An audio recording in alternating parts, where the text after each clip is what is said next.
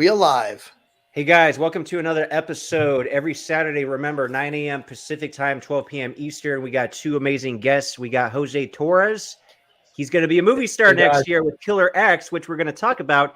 And then we got our Marcus Taylor, who's already a movie star because he played Suge Knight in Straight Outta Compton and some other films as well, of course. And his career this year actually really is blowing up. We're going to talk about the work that you did this year.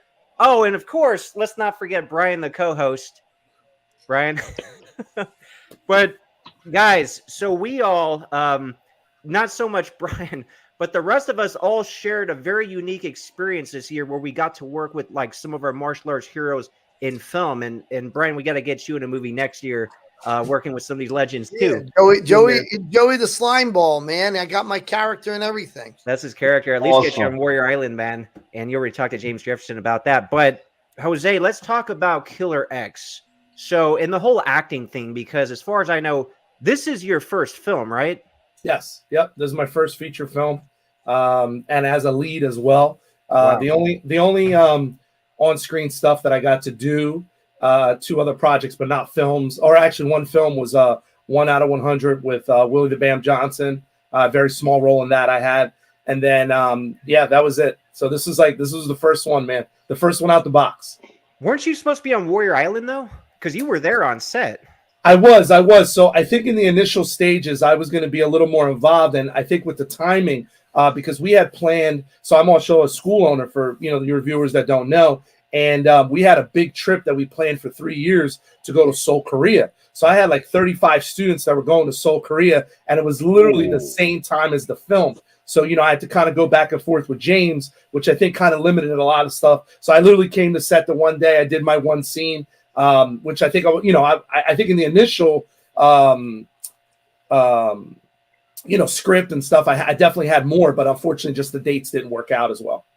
Well, all of us got to get on season 2 that James is shooting next year. Of course, I'm the Viking Samurai on there. I got to be there. Our Marcus, you got to get on. Jose, get on this time. And Brian. Yeah, one of you guys can beat the crap out of me. Yeah, we'll do it, man. So, Jose, as far as like Killer X, was acting something you wanted to do like when you were younger? Like how'd you get involved exactly at this stage? So, it's funny because my original concept, some people know, like my close friends know, I was an athlete in high school. I wrestled and played soccer, but I also was part of the drama club. And I did do some major plays. I did Chorus Line, Grease, Bye Bye Birdie. And so I'd sang before, I've acted before, and that was kind of something that I wanted to do back then. I went to Penn State University. I took some theater classes. So I did have a plan. And then, what had happened was my beautiful wife that I've been with now over 20 years was my girlfriend at the time, and things kind of changed a little bit. Our family, we kind of did the reverse, it's supposed to be like, married, house, kids. We kind of did it all backwards, and my wife was, my girlfriend was pregnant at the time. So instead of me kind of flying out to LA to try this whole thing, I actually ended up switching gears, and I came home and, opened up my school. I managed a gym, and then kind of put that acting stuff to the side. But I had always wanted to do it. Like I said, I had really, it's not like, oh, I just came up with it. You know what I mean? Like I had actually done some stuff before. I did some classes, did some monologue stuff in college, and I had a great time. It was a really, really good experience. Like in Greece, I played Danny Zuko. I was a Puerto Rican Danny Zuko. You know what I mean? So, yeah. Like I had lead roles. Like, so I mean, I had a little bit of experience. Obviously, not with film. But it was. I definitely had a little bit of experience. Oh, that's cool, man. I'll quickly share my story, and then we'll get yours, Marcus. It's funny. Like literally yesterday, I had a guy that I have not seen since middle school. I haven't seen him since like 8th grade. And we were friends, and one day he just disappeared. And this was before social media, he just like disappeared off the face of the earth. And he found me because of my YouTube channel, funny enough. He found me. And we were exchanging emails back and forth, and we were living on an army base. So for somebody just to disappear is not like out of the ordinary, because I went to like 4 different high schools in 3 different states, for example. So you kind of move around, But anyway, he said like, hey, man, sorry I never got to say bye. I always fondly remember, the times we had all this. And he reminded me, he said, dude, I remember back in the 90s when we were sitting in the back of your dad's pickup truck, you told me and Tom, who was another friend, that you wanted to be a martial arts movie star. And now you see me doing this stuff on YouTube. Of course, I shot The Last Kumite, did Bloodstorm. You know, he's like, dude, it's happening. You know, like, I was like, yeah, finally. Because I went to film school like 20 years ago. I was doing my acting classes, my film production classes, and I was living out in, you know, Hollywood, going on auditions, wasn't really getting anywhere, didn't have the network, you know, it just didn't work out. Just like little parts, nothing even worth mentioning. And then fast forward, I moved out to the Midwest. I became a stockbroker. I just symbolically, when I moved here from California, I was like, okay, that dream is done. You never forget your dream though. Like it's always at least in the back of your head, you know, and it frustrates people, right? It makes them angry and upset and even depressed sometimes thinking about the dream. It's like, I never got to realize that, man. But then at the end of the day, 95% of people never do. So it is what it is. You go on with your life, you get a family, you get a different career. You just got to go on, but the dream never dies. So it is very, I could get emotional how like moving it is for me to finally realize it at this stage in life, which is very similar to what you got going on. But Marcus, going to your story, I had interviewed you before, but Yeah. you know, can you just kind of like let the audience know who may not have seen that or your other interviews, how you kind of got involved in the whole acting thing?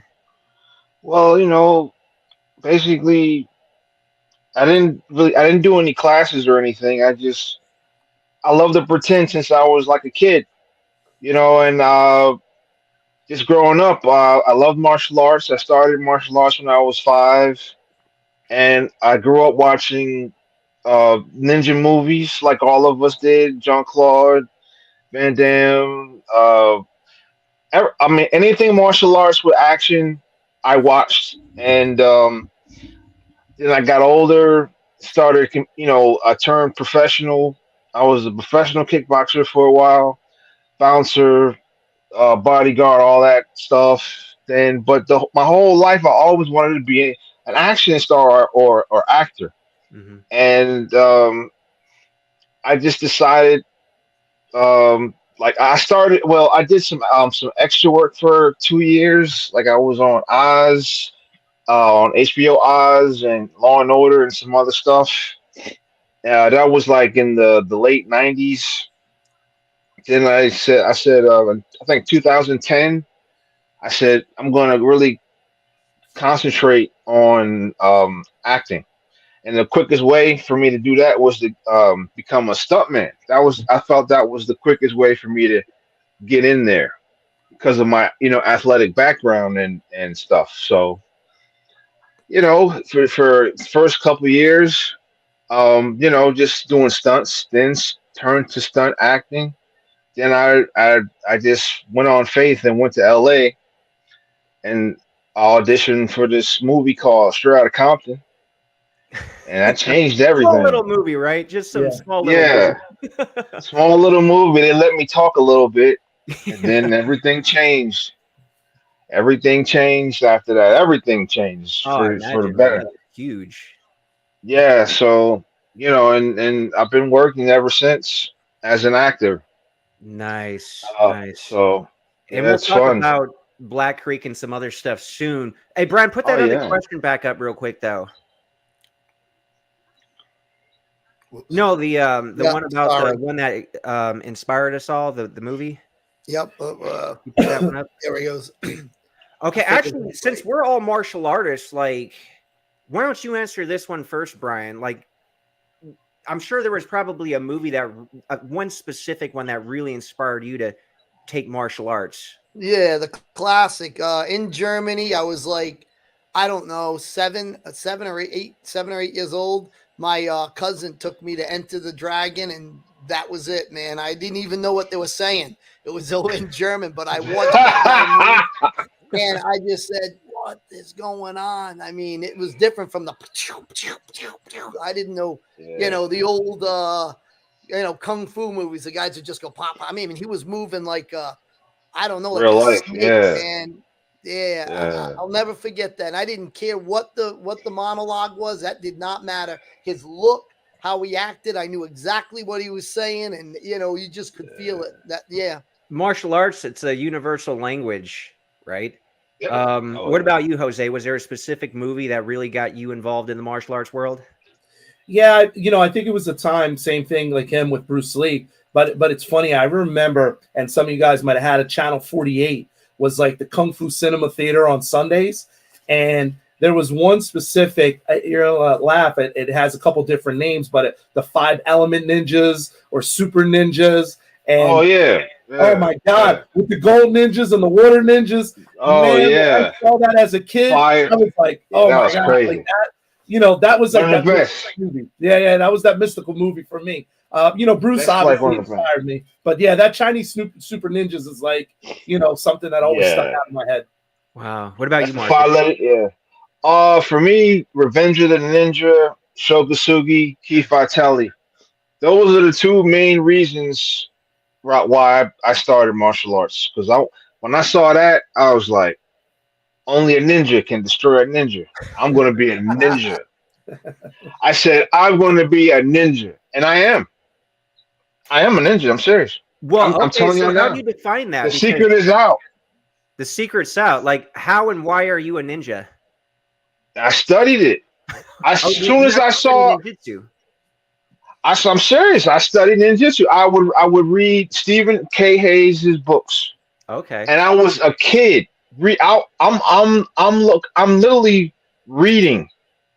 Like that was the first thing I really read was Stephen K. Hayes books on ninjutsu, and I copied everything he did and everything he didn't do.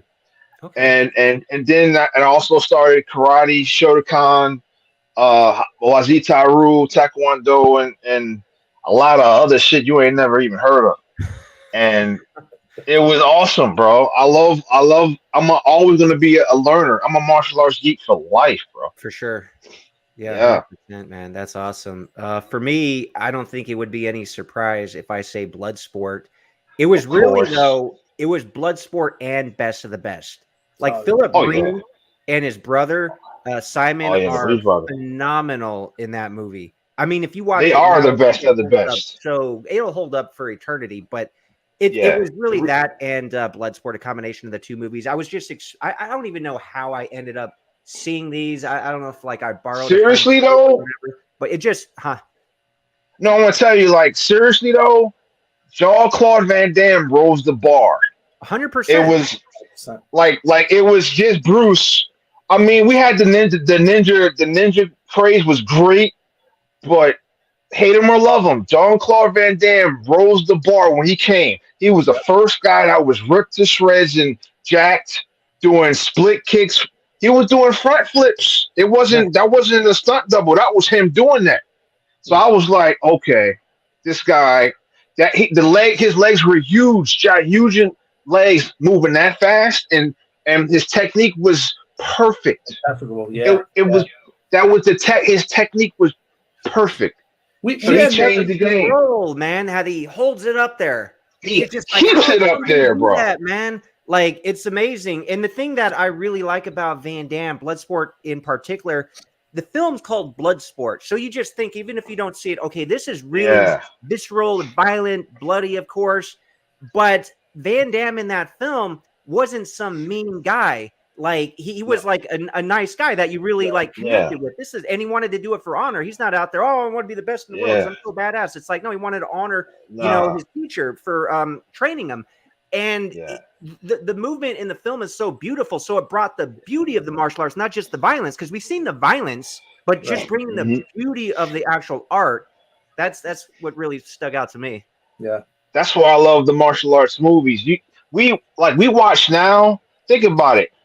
UFC. There's no real stand up good technique. We just trying to fight them. And it's not. It's seriously the technique went out the window like the last 15 years. The only one that may be doing it technically is John Jones. But when we watch the elegance and the style and the technique of these guys now as in the movies, think about it. Let me ask y'all this question: is it better then, technique wise, or now? You have a couple standouts in the UFC, like Stephen Wonderboy Thompson, Lyoto Machida. Yeah. I'll say Anthony Pettis literally did a movie kick Yeah, and knocked out he Benson did. Henderson. He literally ran off the fence, jumped roundhouse. He did a It was just walk. like that Yep. was like a freaking movie scene, but he did that in real life. You know? Yeah, it was. That was beautiful. Yeah. But that was, how long ago was that? 10, That was 12, like 10 15? years ago now. And they just had their third fight, by the way, in Karate Combat, which is kind of cool. Yeah.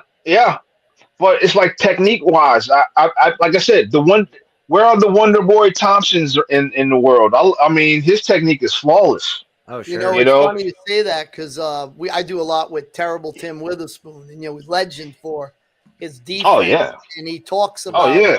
Oh yeah. the lack of defense and the lack of understanding fight comms. It's more just two guys going at it until one guy gets knocked out. You know, I mean, there's of course is technique in there, but nothing like the old school. He says you go back in the old days, Georgie Benton and all those guys. Oh yeah. Sugar Ray Robinson. There was a beauty to what they were doing. It was beautiful what they were doing, and that's kind of gone. Well, Brian, Sugar Ray Robinson. Oh, go ahead. Sorry, I'm sorry. Oh, I was going to say, Brian, why don't you think guys fight like Tim Witherspoon anymore? I think a lot of it all right, so I'll get myself in trouble here, but I think a lot, it's like golf. Like I was a golf professional. We tried to reinvent the wheel. We were going to be smarter, better, more clever. And you get people who are gurus, you know, somebody who couldn't break 80 in golf, but they're teaching Tiger Woods, one of the greatest ball strikers in history, and they're doing stuff that are screwing them up. They don't know what they're doing. So I think the same came with some coaches, not all, but a lot of these wannabe gurus have gotten there. They watered down techniques. They didn't know what they were doing. And the old techniques were based off the person evolved their technique. It became them. And you need those old masters who learned all the right ways of training, the right ways of thinking. Like I always tell people, what Tim knows when he goes to the grave, if you don't learn it, it's gone forever. And I hear mind-blowing things that will blow your mind. And I explain this stuff to big-time boxers when I say, you got to listen to what he's saying. It seems simplistic, but it is ingenious. And that concepts will be gone if we don't capture this from these old-time fighters. When I listen to Teddy Atlas, I just shut the hell up and listen. I can listen to him for days. Guys like him, like Eddie Fuchs who passed away, like all those types of trainers. Customato. Oh, Customato. Oh my God, it's crazy. His whole like he upgraded boxing. I mean, he really did. His skills, his tutor. That was no accident, right? That was no accident. People see what he's doing. It was stuff he learned from these old timers, and he put it all together, man. But those types of people really are gone. A lot of them are passing on, and you know, they're passing on, and we're not listening either. You know what's interesting, Brian, with guys like Tim, for example, he's got all the skills in the world, and he proved that in the ring. And when he explains certain things, like it makes sense to him the way he explains it, but oftentimes it won't make sense to other people. But because you've spent so much time with them, you can almost like translate what some of these old school boxers are saying in a way that somebody like me or somebody else can actually understand. Yes. And it's like this. I'll say something to you guys. Here's something profound. The Philly shell doesn't exist. Tim could never understand when people are talking the way they talk about the Philly shell. He says, Brian, it doesn't exist. But what he was trying to say, it was a concept. We take Wing Chun men and we make them better with the concept of the Philly shell. We take karate men, we make them better with the concept of the Philly shell. The Philly shell is in an egg. You're inside of an egg, and your hands are never out here. They're in here. So what you're doing is you're letting the other fighter give all of themselves to you with every shot, because Tim will ask you, when is a fighter their weakest? When they're at full extension of their punch, because they got a long way to come back. But if you're reaching to block, you're helping them because they can pull it back or trick you. You can't fall for a feint. Feints don't work when you stay in the shell, because a feint is to draw an attack. But if I'm here and I'm just doing this, doing little things, you know, in here. But anyways, I digress. No, but Let's that's get a absolutely little, right. we'll get a little controversy in a minute because we can address this question. But first, in the comments section, a couple people here. Jay Rooster, we want to say what's up. And then Vegas Glaive, he said, "What's up, VS? What's up, man? This guy, I love him in the comments section. Like, he really gets and understands me as a person and everything I'm doing. I really appreciate that. But let's go over this question, which is going to be a little controversial. Turbo Terminator. Here's a question, and we'll start with you, Jose. Who truly is the best, Bruce Lee or Van Damme? Bruce Lee, Bruce Lee, Bruce Lee. You know what's funny is I want to say the impact that Bruce had on martial arts. You know what I mean? You can't. It's like Jordan in basketball, right? People are going to be better, and I'm a Jordan guy, right? But no one's ever going to do what Michael Jordan did, and I think Bruce is the same way now. Is Van Damme a prettier kicker? Hell yeah! We haven't seen anything like. I would say, and it's funny you brought up on camera at that time in the '80s when he came out. Nobody was kicking Van Damme at that time. The only other person, and this is me because I'm a big fan of him as well, is Philip Reed. When Philip does his spinning kicks, beautiful on camera. Beautiful. Everything's beautiful. Yeah. Right. But at that time, even Bruce, right? When you saw some of the kicks, like they didn't look, that same way. But Bruce's impact was crazy. I'm just saying. And I love Bruce. I only started crying. Oh yeah, I just think the speed was just too they didn't do that camera stuff like they do now. Right. His speed, he was just too fast. That's why. Yeah. His technique, I just think his kicks was just too fast. And even Chuck was good. Like he was fast. Right. I give it, but it was just of course, Van Damme, he really prettied it up is what he did. Right. It was a Jean-Claude, he prettied it up where it looked good. Like it was like it went at you. Like it was. He made it 3D. Yeah. Does that make sense? Yeah. That's what I would say. But no one, the impact that Bruce Lee had, it's like Jordan. I don't really think. Yeah, it's like see that again. I really don't think so. I think the big thing to think about Bruce is he was like one of the earlier pioneers of physics, right? The basis of what he was saying was fundamentally correct. And would he have had to fight more to be a fighter? Sure. He'd have to have seen what MMA is and done all those things, because that wasn't a matter of fact. He was rolling against the current train of thoughts. Karate guys did karate things, judo guys did judo things, boxing guys did. Nobody was saying, let's try it all together and see what happens. We know he was the first one. Yes, he was. The Gracies give him credit. They say he was like the father of MMA. He was literally the first all-around fighter. Right. Or he wanted to be. He learned from everybody. Right. Everybody he won from, he learned from. Everybody he lost from, he learned from. That's why Bruce Lee gets he's the GOAT.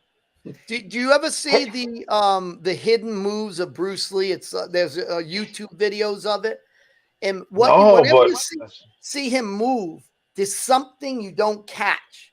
But when you slow it down, he's literally doing feints, and his movies, he's feinting the guy. He where he gets that from? He got that from boxing. Because people don't know he was a boxer. His favorite boxer was Muhammad Ali. That's what made him. He was an amateur boxer. People don't know that about Bruce Lee. He gets the feints from boxing, and then he applied it to everything else. That's why it was beautiful. That's what added that realism to his fights. Like Van Damme doesn't have that in his movie fights, but his movie fights are prettier. So if I answered this question, I forget how it was phrased, because even the way it was phrased, he could be talking about different things. I think he's just like, who's the best as a martial artist and a cultural icon?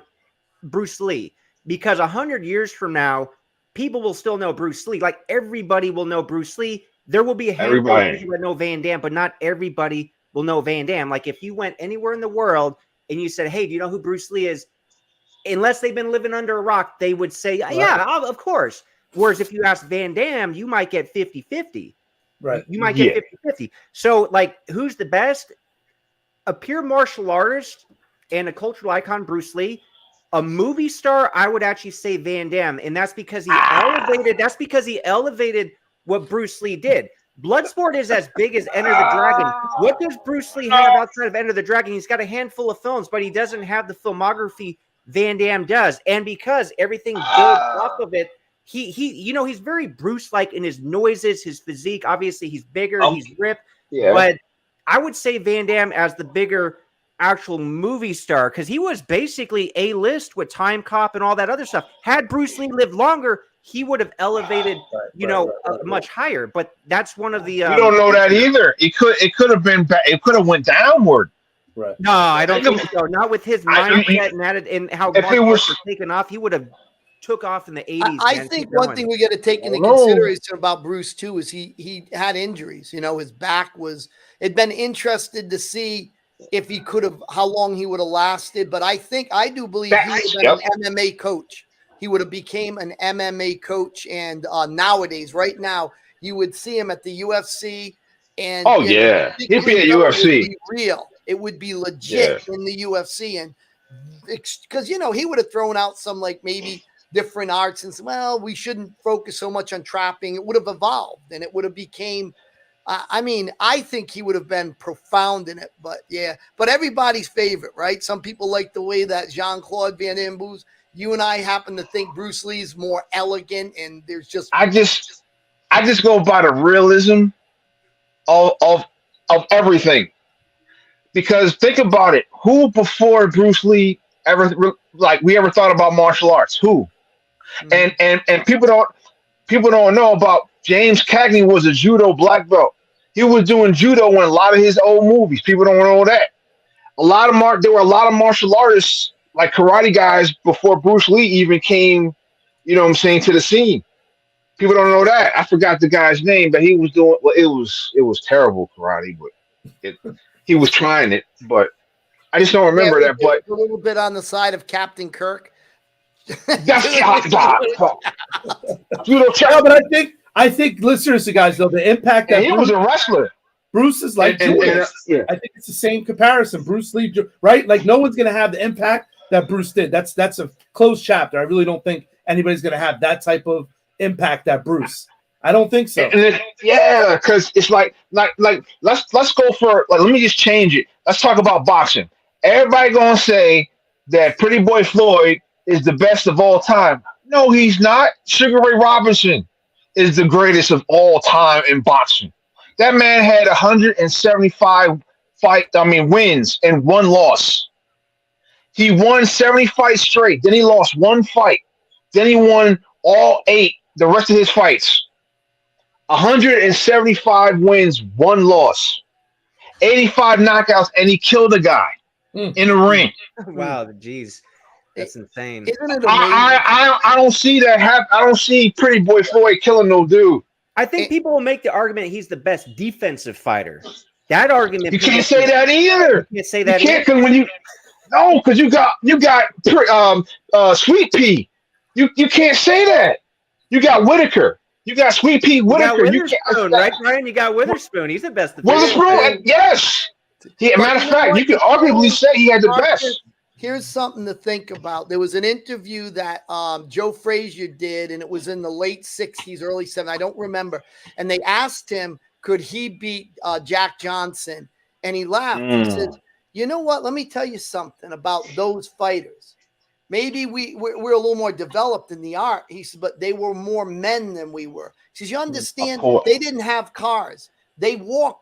They walked everywhere. They walked everywhere. He said they were in gyms that were always hot. They fought outside where it was always hot. They fought often for unlimited rounds. He says, yes, hundreds. They got sick. They didn't have a hospital nearby to go to or anything. Yeah. More men than we ever be. So I can't even compare myself to them because they're more men than I am. That was his statement about that. Brian, real quick.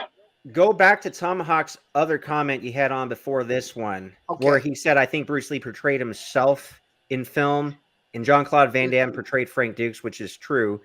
Bruce Lee was a real master of the martial arts, and JCVD only plays one in film.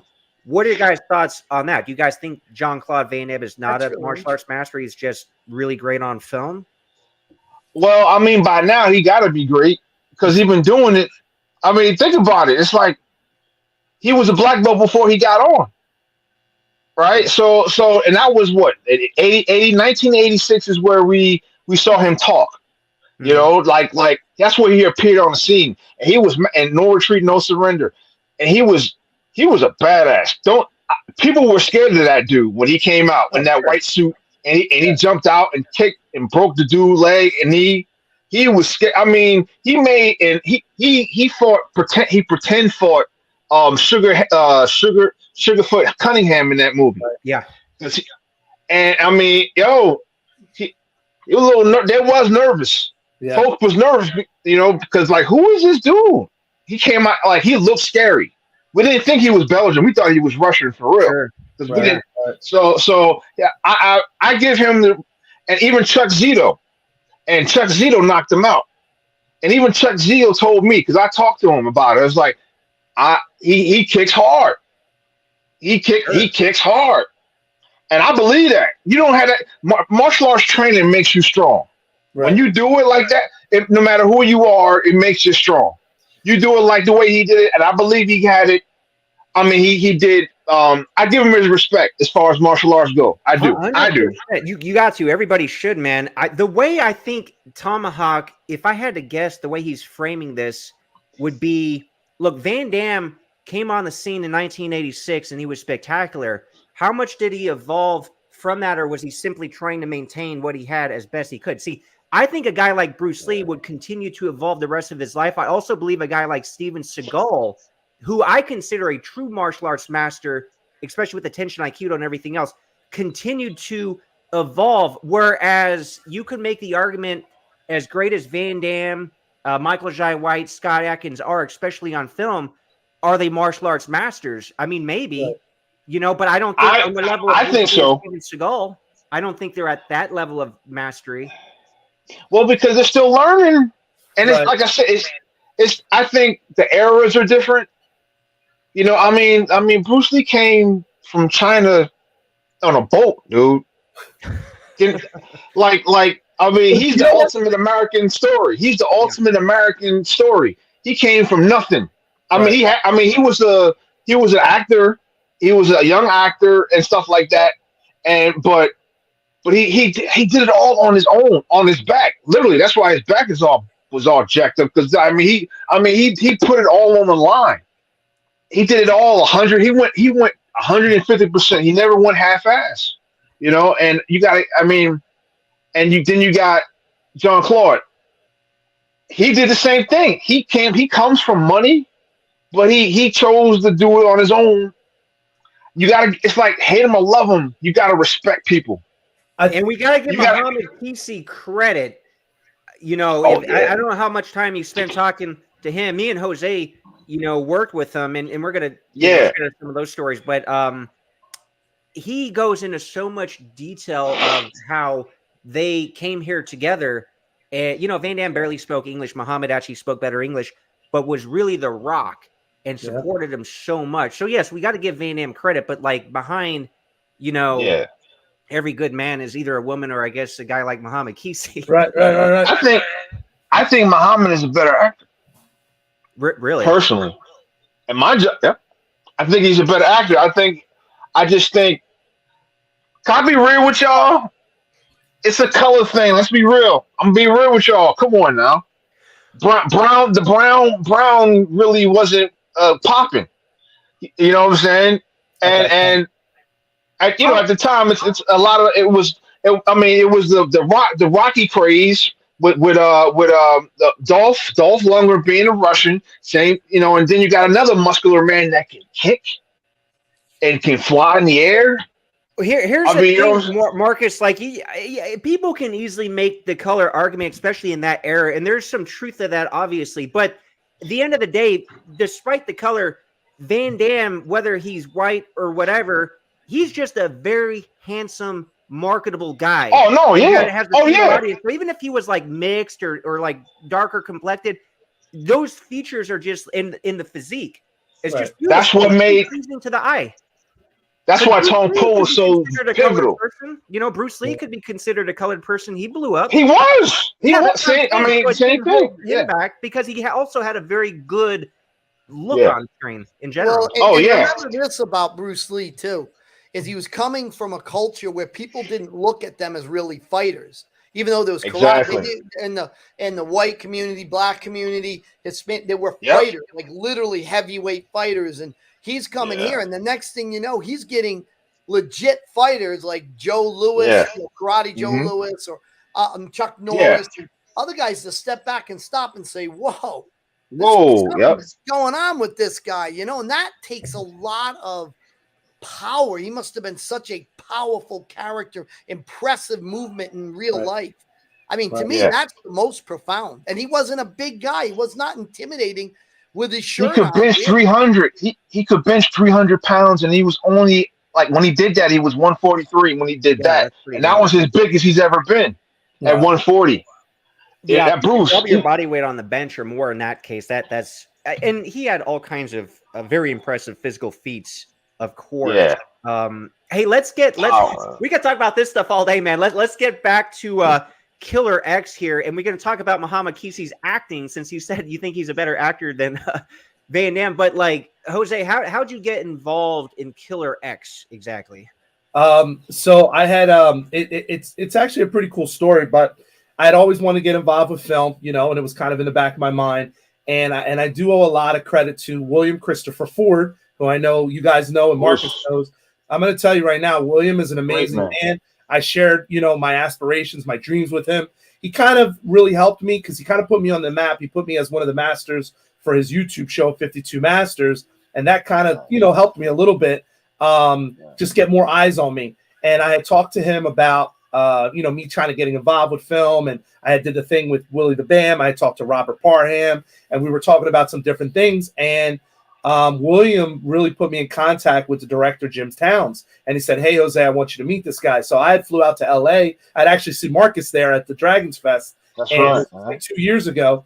And I met Jim. And I started talking to him, kind of giving him my background, kind of selling him on who I am, you know what I mean? Because I'm not a 21-year-old muscle-bound Belgium, you know what I mean? So, my charisma and how I can portray myself. And, it was funny because I remember I gave him the line. I was like, "Look, Liam Neeson's very successful and he's an older guy." I said, "I could be like your Puerto Rican Liam Neeson," you know what I mean? And he started laughing. He started laughing, and I'm like, "But I actually can kick and move, So he started laughing, and I had read some sides for the guy. We had talked a little bit, and he goes, "Okay." He goes, "All right, Jose, I'll get back to you." And then a couple weeks later, he sent me the full script, and he was like, "Look, I want you to get involved with this." And from there was just like off to the races, man. And this whole thing manifested, pretty quickly. That's awesome, man. Jim Towns, for those who don't know, like, what other films has he made? Like, does he primarily do action martial arts films? Does he do other genres? No, he doesn't. He's primarily a horror guy. Like if you Google him, I believe he's got something on Hulu. He recently just did something that's coming out with Lionsgate. He just did, oh my God, and I should know all his stuff. Lionsgate, that's big. He has just 2 other films that he did over COVID. So I want to say his last 10 films he's had distributed on various different platforms. Asylum, I think, is one distribution company a lot of people know of. Yeah, like I said. But he's primarily that, but he's tied to other martial arts guys, and that's actually what kind of put this whole thing together. You know what I mean? And again, I feel like that's what it is, right? It's when opportunity presents itself, you kind of have to take it. And it just happened. He had a script, we were talking about it, and, William gave me the opportunity, and, I was able to sell myself at that point. Nice. Hey, Brian, can you play the teaser for Killer X so we can take a look at this? Here we go.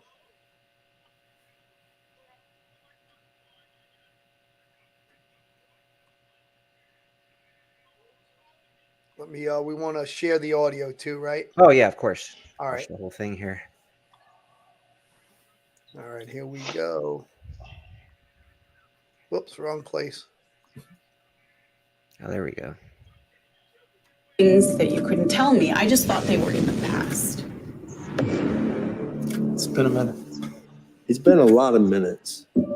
I know you weren't going to the dojo to pick up that stuff. I know there's something else. Is she here? It has to do with Ayana, doesn't it? It does, but it's not like that. I need to know who she's in trouble with. Who's she not in trouble with? We're talking about the stuff we don't talk about, aren't we? It was his man she killed, Ahmed Shakur. He's as real as they get. Are we safe? Are the kids safe? They weren't just assassins, some kind of death cult. What would it take to get it out of this? Make things right. Besides her corpse? I want to talk to him. No, you don't, Victor. You got out. Clean. Not everybody gets that. You and the kids are the only thing that matters to me. You know that, right? You have too much to lose now. Nice. Oh, February 2024. Oh, nice. Okay. Nice. Good. You want to tell us about the premiere you got coming up early next year? Yeah, so we're doing a VIP red carpet February 22nd. It's kind of like for friends and family, intimate thing, because obviously we're still, kind of going through the whole process of everything. But yeah, it's crazy how this whole thing happened. Like, it really is. It's kind of like it's funny because when I sit back and think, and I know, David, you kind of going through that same process where it's like all this new stuff happening. Man, there's sometimes I just take a step back and I got to like pinch myself because like I'm here on your amazing show, with Brian and Marcus. And I'm like, can I be honest? I'm like, oh shit, I'm actually watching this thing on their show. Like, it's just crazy. It really, really is. But, it was just so much work that went into it. We had some great people like Gerald Okamura's in the movie. Muhammad Kisi's in the movie. William Ford, you saw him in the trailer. He's got the long hair. He's in the movie. We have some known actresses and actors. There's one gentleman, Alan Radway. He's been in a lot of movies, did some off-Broadway stuff. He's a professor at the Arts College in Philly.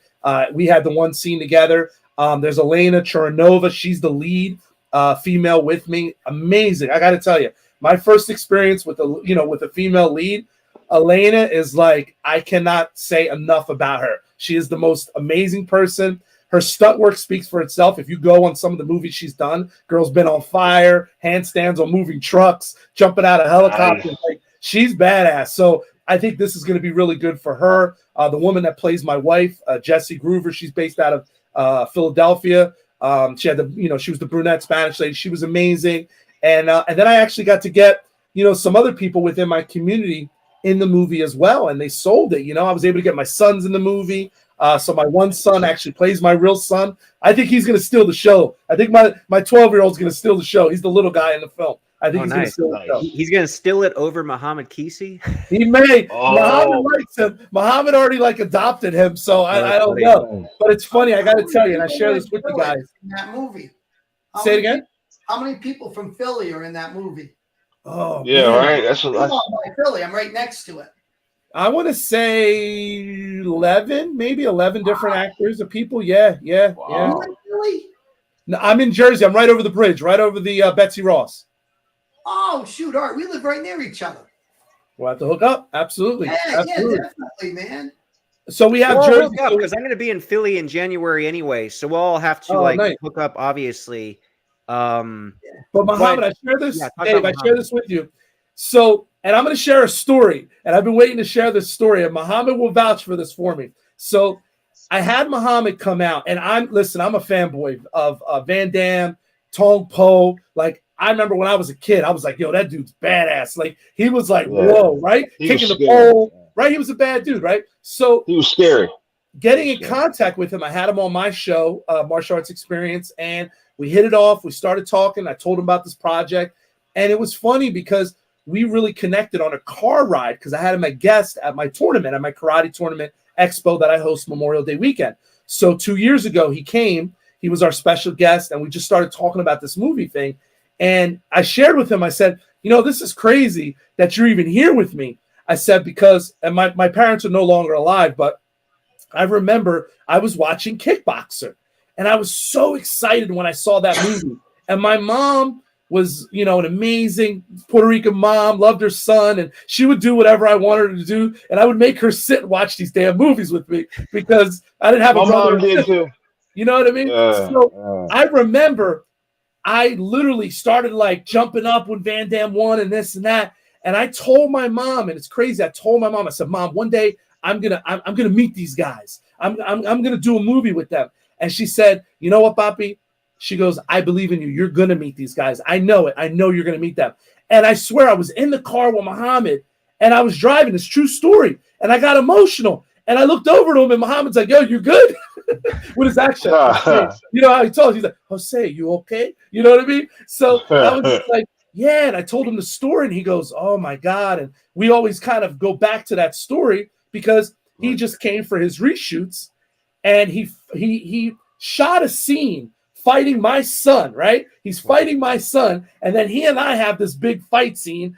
And I'm like, holy shit. Like I'm literally fighting Muhammad Kisi Tong Po in my first film. And my son crazy. Too. Like I left that for my son. And I'm like, man, you can't, you know what I mean? You can't make this up. It's just like, that's incredible, man. Yeah. That is incredible. That experience, man. Incredible. Unbelievable. Like I was throwing a hook kick in one of the things. And I'm like, you know, in the back of my mind, I'm like, man, I gotta make sure I throw this right because people are gonna be comparing this to, you know what I mean, the other people. Yeah. You know what I mean? I was like, do I look? I know that. Yeah. I'm like, well, fuck it, I'm gonna look as best as I can. So who cares? Nice. Yeah, man. Think about it, man. I remember when the first time I saw a kickboxer. Like I knew about Kisi from Bloodsport when he played Paradise. So I was like, he stood out. You know, I thought his boxing was really good in Bloodsport. So then you see him again. I'm like, oh, that's the same dude. Oh, and then it looked real. Like he looked like he was a real Muay Thai fighter, bro. Like you know how many heavyweight Thais you see fighting, right? You know, and he, I mean, it just looked really authentic and traditional, and I just loved it. I mean, the entire choreography, they did a really good job. I don't care if they don't like it or not. People don't like it. I love that. I mean, I loved it. 100%. It combined 100%. It was awesome. So I can't wait to meet him. I want to meet him. Like, oh, I know the whole family are boxers, bro. Like I used to see those dudes. I would look back on those guys. I was like, his older brother was really like he looked like Muhammad Ali. Like both of them, they can really snap the jab. Throw those hands, they can let their hands go. I'm like, wow, scary. Bell was a professional boxer. His brother, who played Attila in Lionheart. Funny enough, I got to work with him in the last Kumite. They were both there, of course. I shared a scene with Abdel Kisi, though, which is insane. It blows my mind, you know. I can't wait to meet those dudes. We know Muhammad's got great hands. He actually had a really good amateur boxing record. And I know you're close with Don Wilson, and so am I. Who do you think would win in an exhibition kickboxing match between Muhammad Kisi and Don the Dragon Wilson? I'll start no stuff. No, they start no stuff, man. This could literally happen in 2024. This isn't just like they both want to do it. Don is one of my closest buddies. He's great, man. And he listen. I just recently worked with him. And we're doing something else. This is I ain't gonna say nothing until next year, but we're doing something together. Nice. It's gonna be crazy. But we talk about fighting all the time, and he really wants to touch him, bro. You know, it's the practice. He's training. He's been training literally nonstop since like August. Like he's been he's training, and one of the exercises he does it for 2 hours straight. He just does the right cross, left hook. That's all he does for 2 hours straight. I don't know how many rounds is that. He does it now. I've seen it, bro. Sure. It's scary. And he's ready to fight at any. He's ready to kick somebody, and he's solid. He's like he's not afraid. I asked him, "Have you ever been afraid to fight anybody?" If I say no, would you? I mean, what would you think? I mean, what do you want me to tell you? I was scared. I wasn't. That's him. He doesn't even warm up. He's not afraid to fight. Oh, it's time to fight, and then he goes fight. Yes. Because he wanted to be like he fears no man. this is what I would have You to know- do to go like, immediately. He'll fight any man. Like he'll fight Mike Tyson. Marcus, do you know Right who now. he was planning on fighting? He was okay with it. Guess who? Who? Tim Witherspoon. So and Tim is preparing to fight again, but Tim And wouldn't that's fight him, crazy. right? But he wouldn't fight him because he was kicking. Tim Oh, don't if like it was kicking. just Yeah. boxing, Boxers don't like. no, box- like Don even told me, and I had the honor of training with him over the summer, even sparring with him, and I was very surprised how quick his reactions are. Because he's an older guy, but it's just like, no, he's moving like a dude who's 30, man. So I was He's very impressed. scary, bro. But He's no, but scary. he's not delusional because he told me if it was strictly boxing, Tim Witherspoon would knock him out. Like he was like Tim. Yeah, he ain't Witherspoon, if it was stupid. boxing, he'd get me. Don would even admit But I'm gonna that. tell you, but Don can box. He's just being really Body humble. stature. Yeah, He he's got really- the body shots, man. He fought dudes way bigger than him, and he beat them down. He didn't beat them up. He beat them down. Oh, okay, Let me- Marcus. So you hyped the hell out of him, and deservingly I'm not so. trying- He I don't- really for himself. listen, The question everybody- remains. The question remains. Listen, everybody out there in the streaming area, it ain't safe for Makisi Muhammad to fight this man. Okay, that answers. I love Muhammad. I love Muhammad Kisi. I'm one of his biggest fans. I got movies that nobody knows about. When people thought he played Tom Poe, but it wasn't. It was another character. That's how many. I got all his movies. Sure. You know what I'm saying? But I don't want him fighting in no exhibition with Don the Dragon Wilson. Okay. I'm telling you, he ain't gonna train hard. Like Don is really training. He don't. I mean, he won't. We talked about it. He said, "I won't hurt him unless he tries to cheap shot me." And I'm like, that's scary, bro. He really like you look at Don. He don't look like a fighter, but he's a fighter, bro. I wouldn't spar him.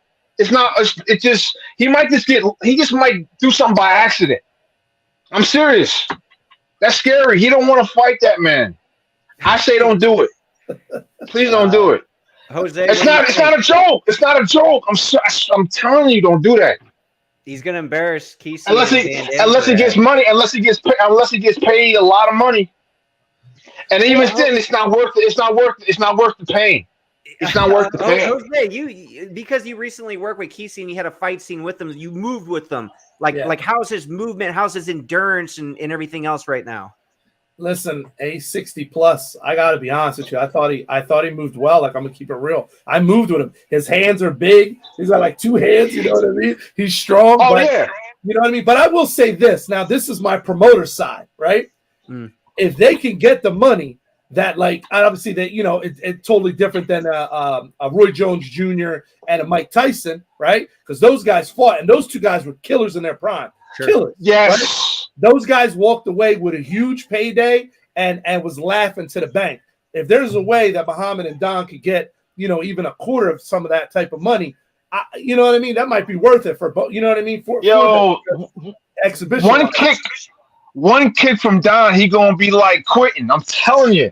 Is it boxing? Kickboxing. No, it would have to be Kickboxing. It would have to be kickboxing. I'll tell you why. Because and I already You thought don't about want the to marketing. do it. I already thought about the marketing. It's the world's greatest sport kickboxer, Don Wilson, versus the world's greatest movie kickboxer. The most feared movie kickboxer. Yeah. And I told Muhammad it has to be kickboxing. We have to market it that way. And Don and Muhammad are both, very excited about it. And Brian and I were, and we're still talking about this event potentially later in 2024 that they would be perfect on. Even the guy we're involved with, he has a history with Don, and he loves the idea of the fight. So like you said, Jose, it only really matters if the money's there.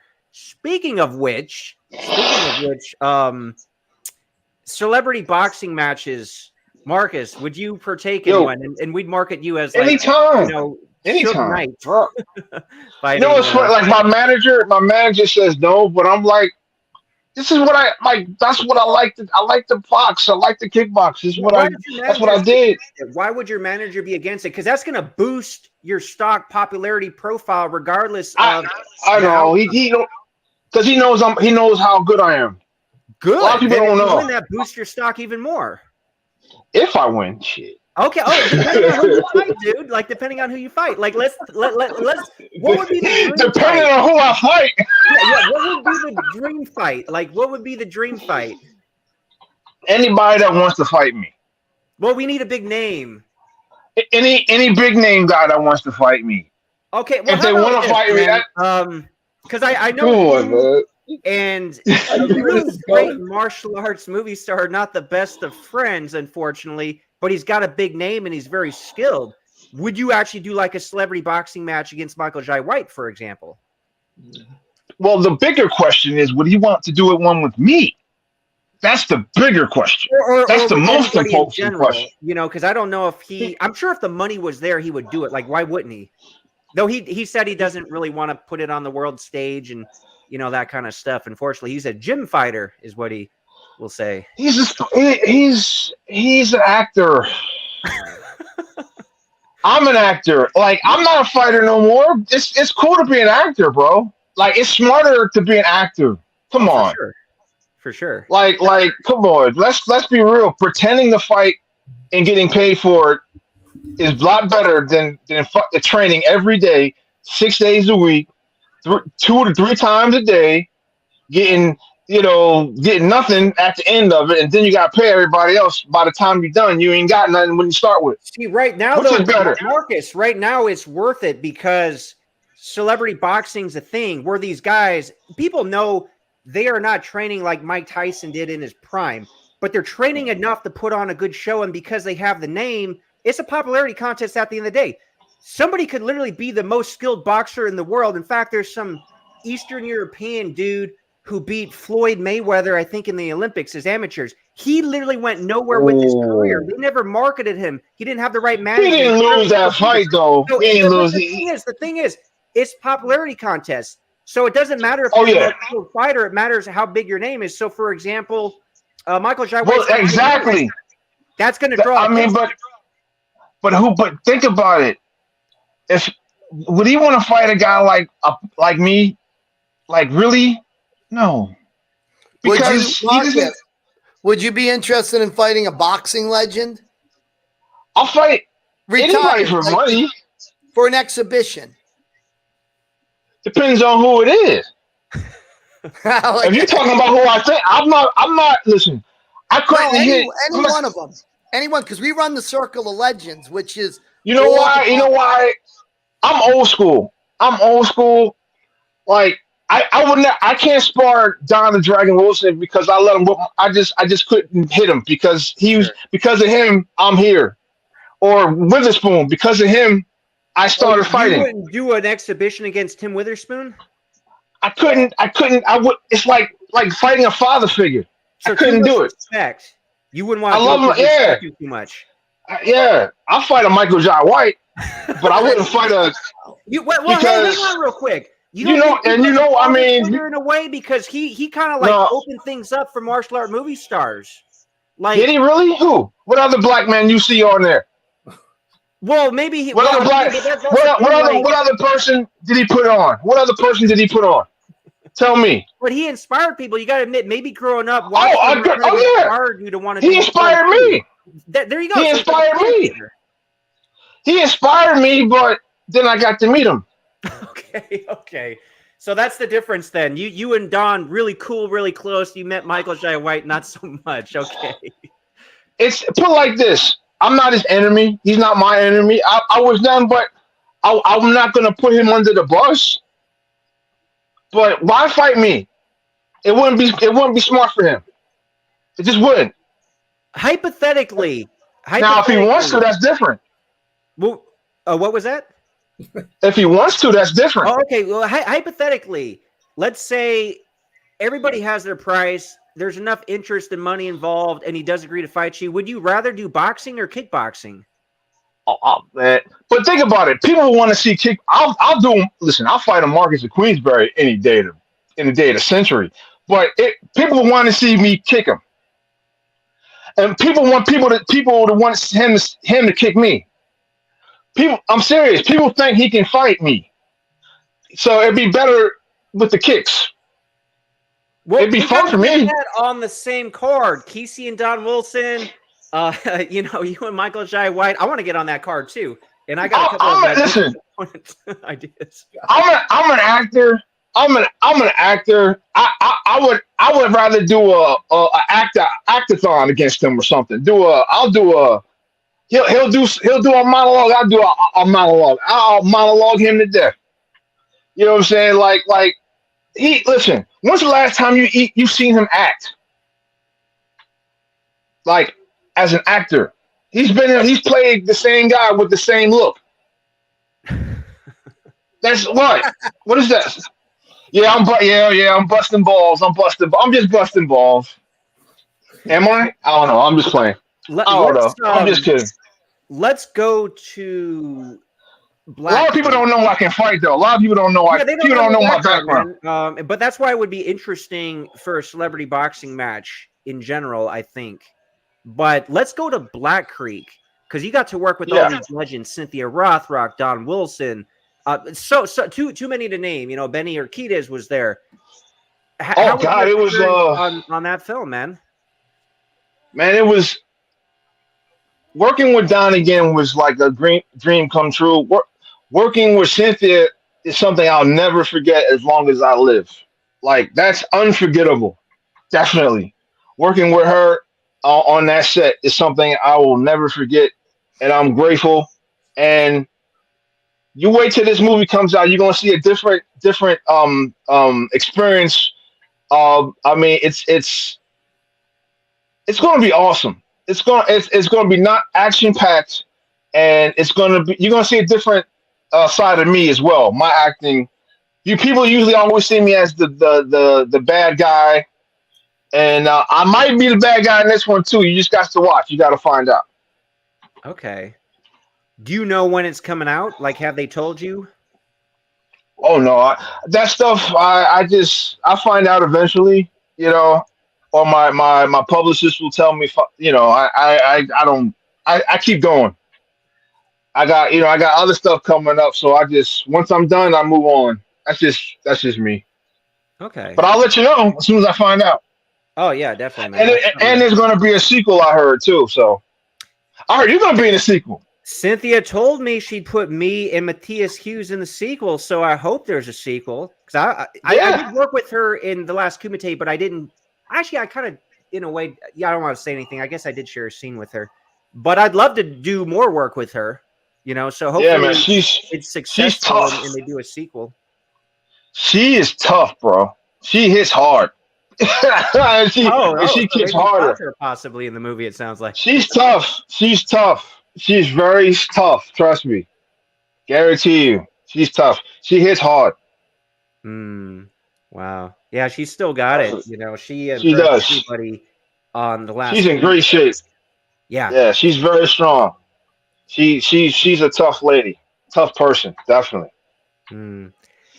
Speaking of sequels, you got big plans for Killer X, don't you, Jose? I don't know if you can really share that or if you want to share that now, but yeah, absolutely. You know, the process was great, and you know, we did have some private investors that came aboard to make the first movie, and I got to tell you, without those guys, we never would have been able to do it. You know, it was a lot of people that believed in us and the concept, and you know, the movie, and you know, just the idea, but they've been excited with a lot of the beginner stuff that we've done so far, which is the teasers, the first, you know, kind of rough cut and things of that nature. So, yeah, the game plan is we're trying to create this whole Killer X universe, and you know, our game plan is actually try to push a trilogy, which will have a full character arc, you know, from each movie as it follows kind of Victor Reyes as he goes through this whole process. But yeah, I mean, you know, absolutely, Killer X2. Our hope is to actually start working on the script.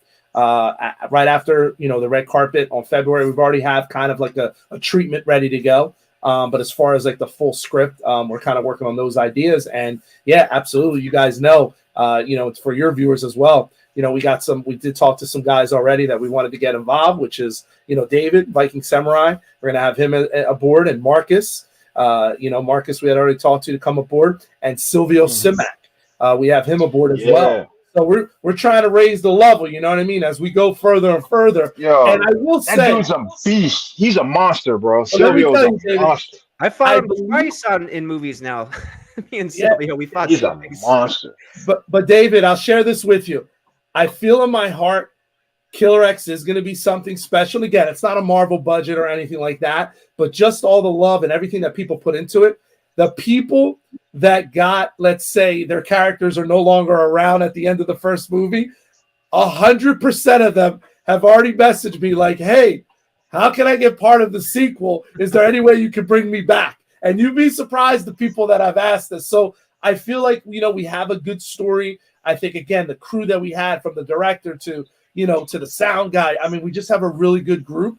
And definitely Killer X Chapter 2 is definitely gonna in the works and hopefully complete it, like I said, with a trilogy. That is the game plan. That is the game plan. We gotta get Brian the Beast Robinson apart, man. That's a character. He's a Philly guy. Oh, you're muted, man. You're muted, Brian. You're muted. He was muted. I want to be Joey the slime ball, Joey the scumbag, whatever you want to call it. The character is a mob boss, but he's the mob boss that all the other mob boss go to when something is so awful and hideous. It's just so low character. I like that.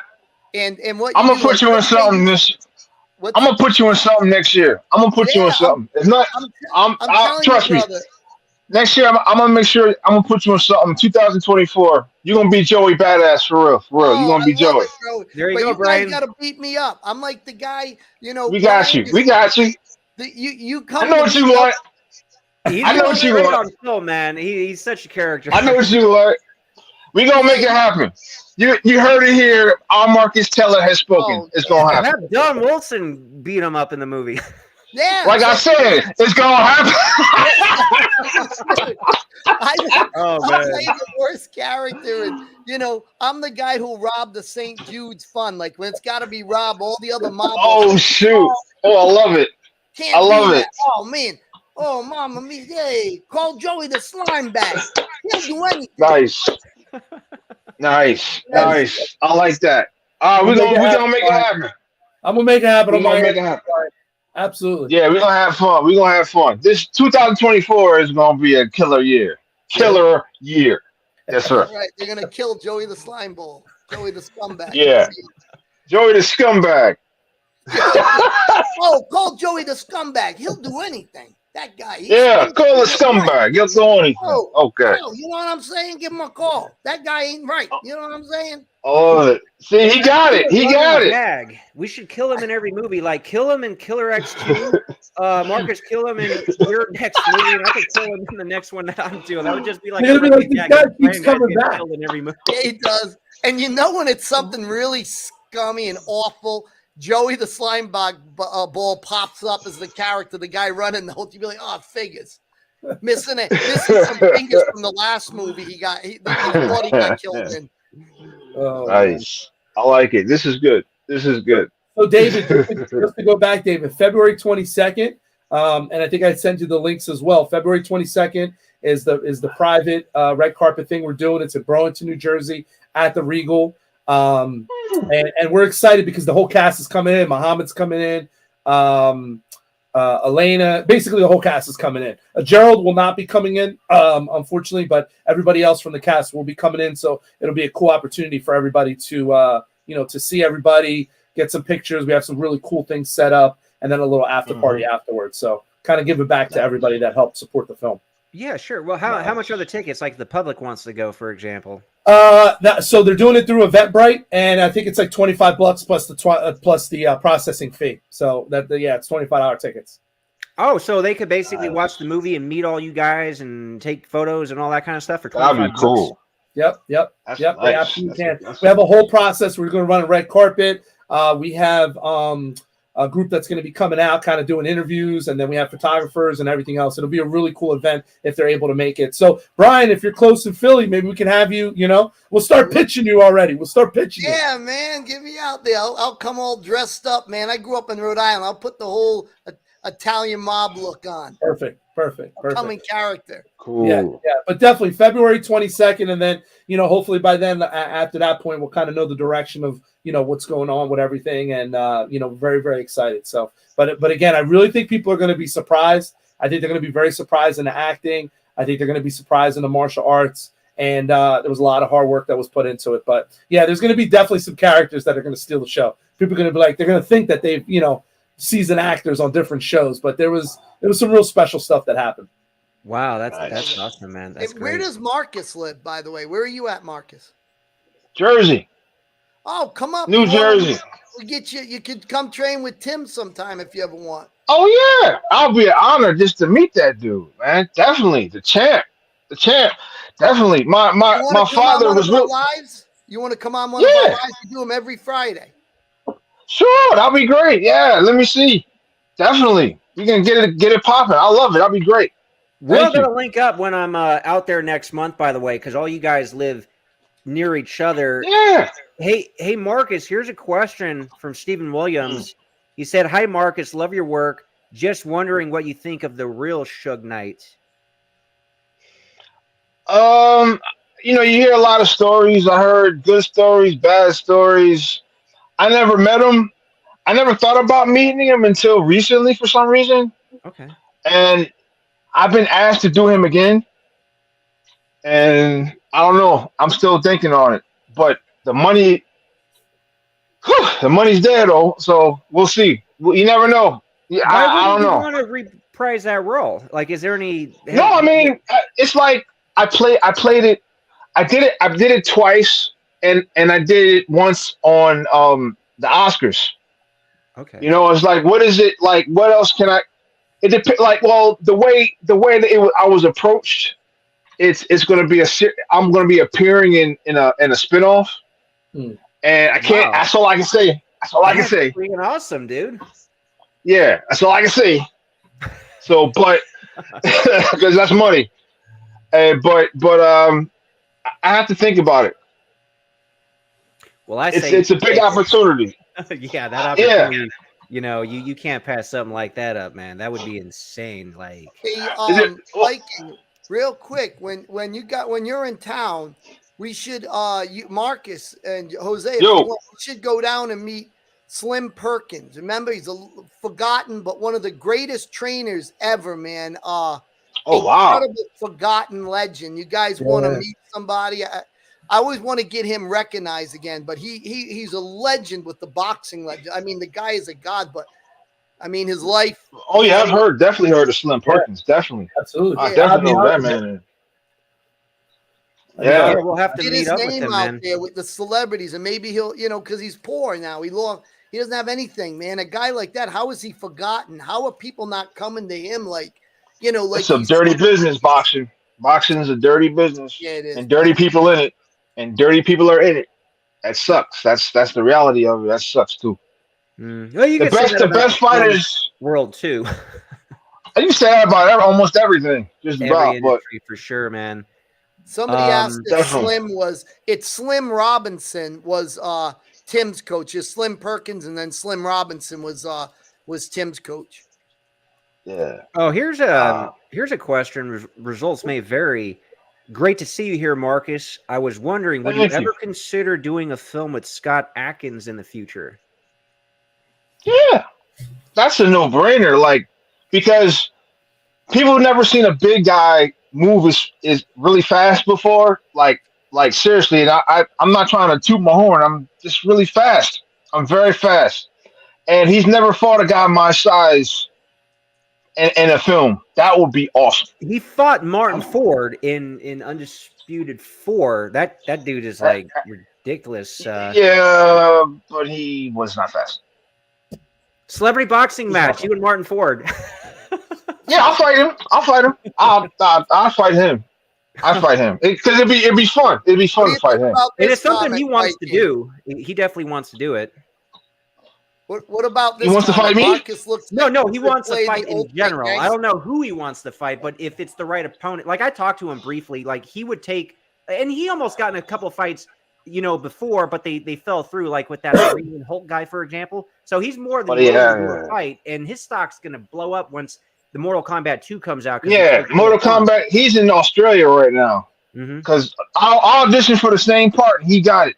So I definitely want to fight him. Audition for that? That's awesome, man. Yeah, I auditioned for that. Yeah, but he got it. Good to him. I can't wait. I mean, respect to him. I can't wait to see him in the film performing it. I think it fits him because he is like now he's not normal looking and he'll look like godlike Oh, sure. on screen.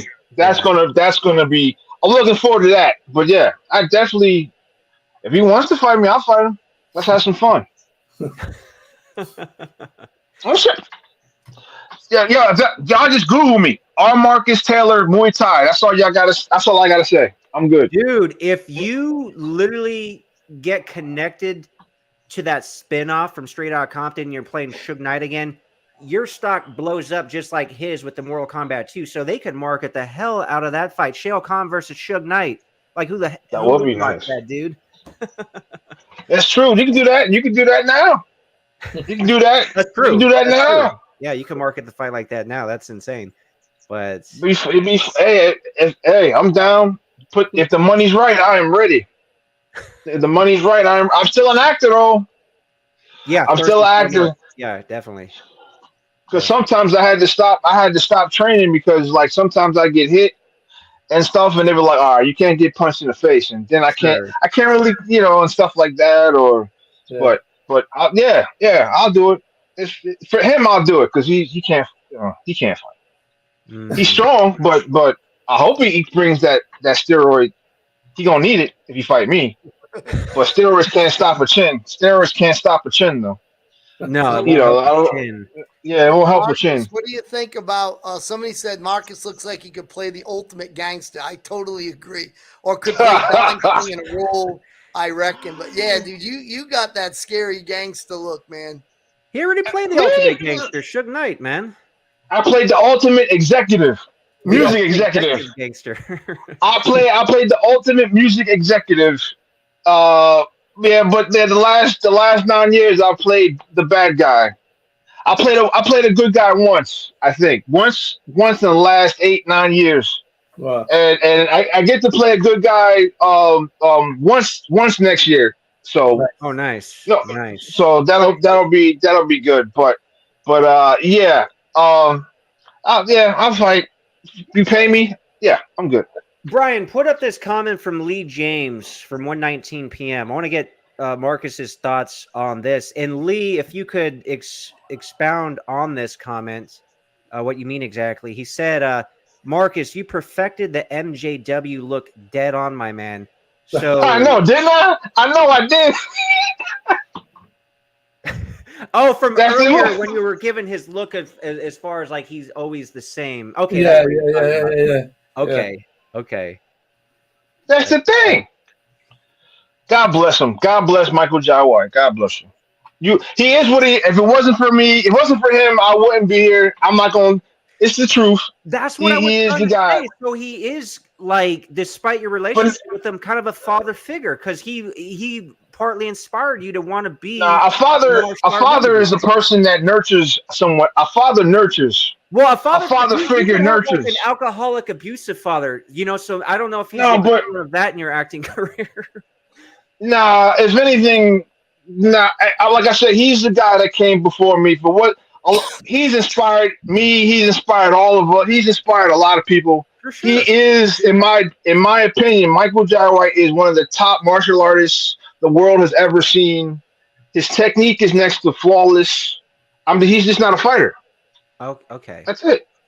He's a like. Would you want to walk up to Michael Jai White in the street? Nah. Oh, that would be unwise. But is he a fighter? No. Hey, your buddy CJ over here.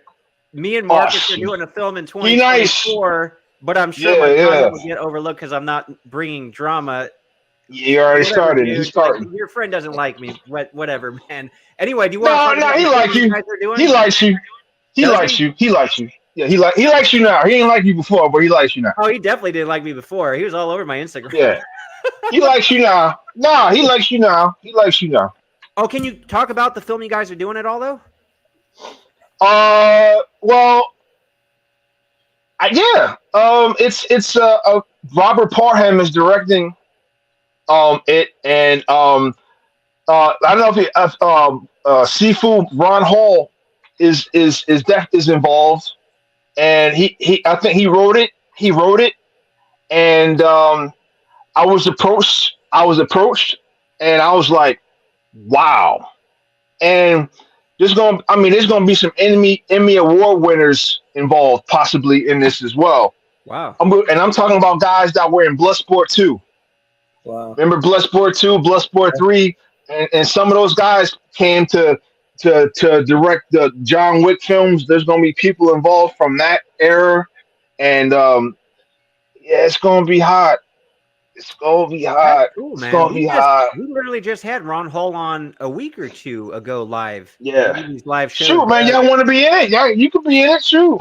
Let's make it happen. Yeah. CJ, man. Maybe we'll be or CG. Yeah. CG. We'll CG. Yeah. I'm telling you, he like you. He like you. Cool, He man. like you. Trust me. He like you. This It's gonna be crazy. This is It's a gonna funny be- ass comment from Jay Roos there. He said Michael Jai White's best acting is on Vlad TV. Oh shit. You're right. Pretty good, man. No, man. No, like I got no ill will. I did. I wanted to fuck him up really bad. I really did. But it's over now. It's cool now. But I definitely do a what do you call it? An amateur exhibition. Oh, It'd be fun. It'd be good for you guys make some money. It'd be good. Yeah, definitely. He should want to because he's a martial artist, and I mean he's a martial artist, definitely that. So it'll be fun. We should do a karate combat league type of thing. That'll be tight. Something like that. Karate Combat is awesome. You know, I want to David, compete. Circle of Like Legend. after I get a couple movies Circle out, of- I actually have a somewhat of a name. I want to compete in Karate Combat, man, because that would be suited to what I'm doing. Though, of course, I'm focusing on the boxing, but Karate Combat would just be obviously natural, that kind of fighting in there. Like, I was watching the Anthony Pettis, Benson Henderson fight the other day, you know. It's like just I saw that it style, too. man. And we would all that actually even you, Brian, this is more of like the style that we come up with, you know, because it's kind of like full contact point sparring in a way, but it's full contact. But they fight like point guys, but they keep going, you know. Yeah, they keep going. Yeah, continuation. Now they can fight. They fight on the ground too. And Karate Combat. It'd be cool. That'll be cool. I'd do it. That'd be fun. Yeah, It's amazing all these things that are out now because, you know, again, like when we go back to the beginning of what we talked about, Bruce's time and the early Van, they didn't have stuff like this. You know what I mean? So like, it's just amazing. It's just amazing. You know, even the situation. You know, and I'll be honest, is like even with the opportunity with me to get involved with Killer X, right?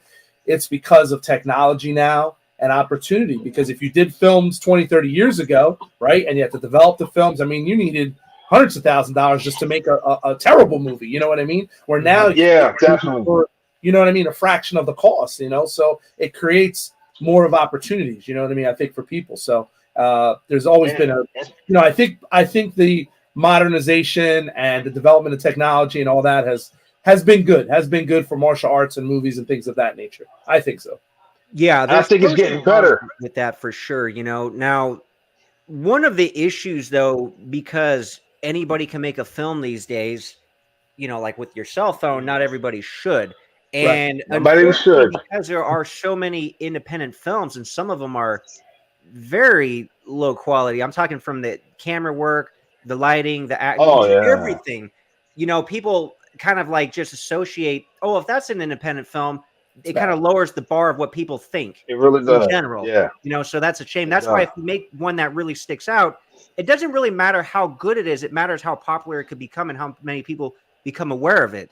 So that's the challenge is not only making something substantial that sticks out as an independent film, but getting the word out there. So I'm happy to have you on here, you know, talking about Killer X and trying to spread what I can on the channel. And, you know, I appreciate that, David. Yeah, thank you. Yeah, listen, and hopefully the next time, you know, I mean, we see you guys, I'll have more information, you know, if we get distribution going and, you know, because that's the dream, right? First one out the gate to be able to get it distributed by somebody, which would be huge. You know what I mean? For me, for the project, for the vision of Killer X, for me as an actor, you know, as a Latino actor, I mean, it's big. You know what I mean? Like there's definitely some big shoes for me and opportunity and kind of creating, you know, there's things that I want to do to get more Latino actors, Latino martial arts involved in certain things because that wasn't done at that time. Let's be honest. You know, there was none. Like, You had Lorenzo Lamas. Lorenzo Lamas. Spain. Nah, he's Spain. He's from Spain, bro. No, but as a Latino, right? So you have Lorenzo Lamas, right? But think of this one, who's not. Well, really he does.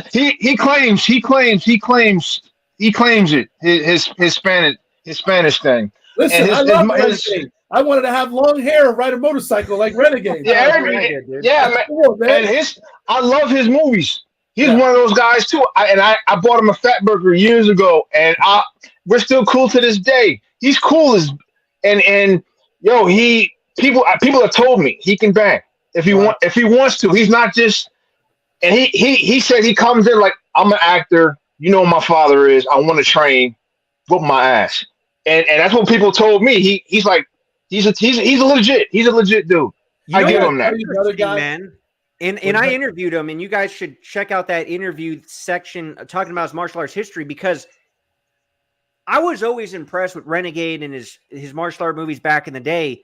But what really kind of blew my mind, because he had so much talent back then, was when I interviewed Jeff Langton, who worked with all those guys. Oh yeah. He with, like everybody. He's another guy. But the thing is with Jeff, I said, hey man, who's like the best, most talented martial artist you ever worked with? And he said, Lorenzo Lamas.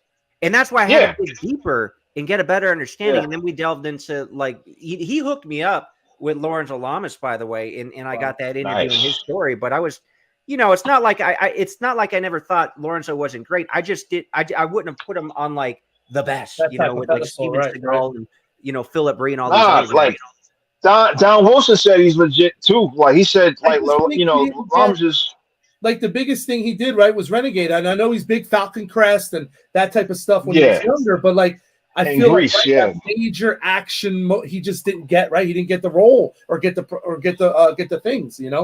Unfortunately, he told me what happened. He told me like because Renegade was big because he was still doing movies, the straight to video movies.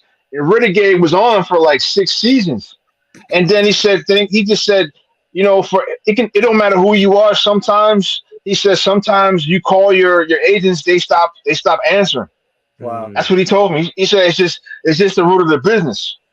Yeah, and I was just like, wow. He's like, make sure you capitalize on everything you do. He told me he gave me a lot of advice. He gave me a lot of advice, man, and I think I want to see him definitely. I want to see him come back to do something. It's too bad people get older. When it comes to action heroes, it's like, dang, you don't want like when Chuck Norris, like, oh shoot, he got a stunt double. Damn, it's like you forget. He's 65, right? Or 80 or 84, and actually he's doing another. He got 2 movies coming out. In a movie now. Yeah. Here's how I look at it though. Unfortunately, like the entertainment world, there's a shelf life, especially for rappers and music, but even movie stars, of course, may have a slightly longer shelf life. In general, it does suck that people get older and, we basically just like disintegrate more or less over time and lose physical skills and our looks and everything else. But that's also what makes it so special. Like you have that era with Van Damme in his prime doing those movies with like that 10 years from 88 to like 98. Same with Steven Skull. Guys like Stallone and Arnold had a much bigger shelf life. But in general, you can appreciate that more. Just like Michael Jordan, you could appreciate like 5 years of just ridiculously awesome, great basketball. Now, if he wasn't aging or we weren't aging, you wouldn't appreciate if he was playing basketball like that for 50 years because it's just like, no. But that's why you appreciate it. And that's what makes life so precious is these little moments we have to actually do something special. And it's just captured, for like a big period of time, whether it be 5 or 10 years if you're really lucky. Right. Yeah, you're right. I think about when Shogasugi came back when he did Ninja Assassin. And I was like, and he did all his stunts. I was like, oh, he's not playing. Oh my God, he's still whooping. It made the other guy look stupid, really. But it's like, dang, but then he didn't do anything else after that. And I was like, oh, but it's like, he's 76, like, what can you say, and like Richard Norton, and he's in his 70s and he's still in great shape. He was on the set of Black Creek and he's a scary individual. He's a scary individual for real, seriously. And he's so cool. He's like one of the coolest guys. He does this drunk English accent routine is phenomenal. I'm sorry. I'm not trying to say he's not a right? He's Say it Australian, again? isn't he? Yeah, he's Australian, but Well, that's he's where from that Australia. English accent in general came because he used to always be drunk. They have that reputation back then, so they literally sound like they're drunk all the time when they just talk normal. And he does this. He just does this thing, and he does it with his neck. He's like, Marcus, what are you doing? Are you doing something clever? Whatever you. It's funny. You got. He does it better. It makes me laugh. He's like, have you had him on here? You should have him on I here, bro. need to, man. I definitely need to. He's There's phenomenal, a handful of guys bro. that I really I wanna had get, him. next You got to year. get the time schedule with him, David. He's a really good guy. I got him. He was Oh, on you had my him on your show? experience. I did maybe 2 years ago. Sweet Okay. guy. Yeah, Awesome. sweet guy. Nice. Yeah. Yeah. Hey, He's here goes a cool comment from Jay Roos Theory. Haven't enjoyed a podcast as much as this in a while. Great convo, guys. So, we want to leave people wanting more. So we usually try to keep these about an hour. We're about an hour and a half in. If there's any last thing you want to say it now, but we should cut out and leave them wanting more. That's all I'm gonna say. I don't say nothing more. Okay. I'm just kidding. David and Brian, I want to thank you guys, man. Thank you so much. Thanks for helping me, push the movie. And Brian will definitely connect, being so close. And David and Marcus, I'm excited. You know what I mean? 2024 for us. We all got individual things happening, but I'm honored to have the opportunity to do a project together with you guys as well. Oh, definitely. And thanks for having me on too today. It was fun. I was talking to David the other day, and I was like, "Yo, have me on, man. Come on. We went platinum. We went viral. Let's do it again." Yeah. And he had me on. So thanks, man. Thanks again. Oh. And Brian, we gonna do it 2024. We gonna do it. Definitely. Yeah. Thanks everybody for joining, and we're gonna have Jose and Marcus back, and of course Brian's here with me every week. So make sure to tune in 9 a.m. Pacific, 12 p.m. Eastern every Saturday. And all the trolls, remember my channel. Go join it and troll me. For sure. See you All right, guys. I'll see you. Take care.